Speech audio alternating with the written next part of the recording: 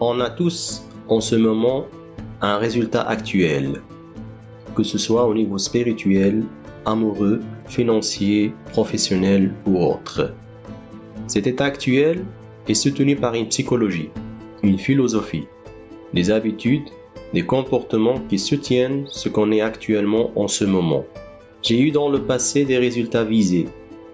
Je voulais améliorer des choses, je voulais atteindre des objectifs. On m'a dit, tu es ici, tu veux aller là-bas, fixe-toi des objectifs.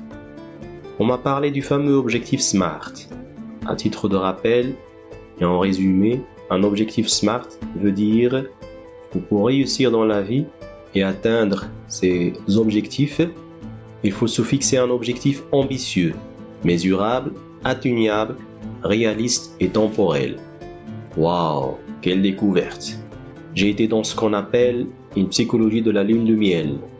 J'ai pas pris le temps d'aller rechercher les ressources pour affronter les défis, pour muscler ma réalité, mes relations, mon plan stratégique pour atteindre le succès.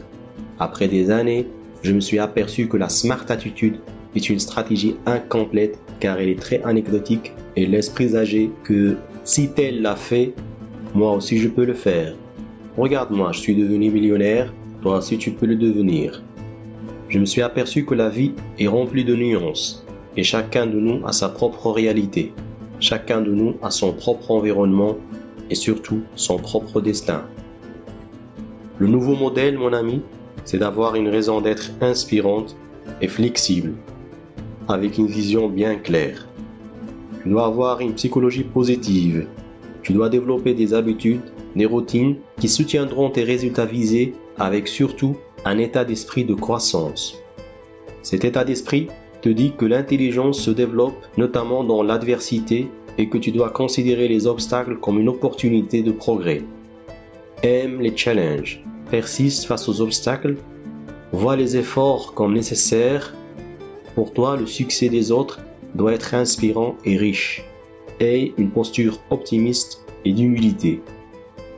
Que ce soit dans les études, le sport, l'écriture ou la prière et la méditation, le fait de pratiquer sans relâche permet d'améliorer tes compétences. Le plus important, ce n'est pas le résultat, c'est ton intention, c'est le chemin parcouru. Benjamin Barbet te dit « Je ne divise pas le monde en faibles et en forts ou selon le succès et les échecs, je divise le monde en apprenant et non apprenant. » Deviens maître de tes journées, maître de tes habitudes, maître de tes relations. Merci d'avoir suivi cette vidéo jusqu'au bout.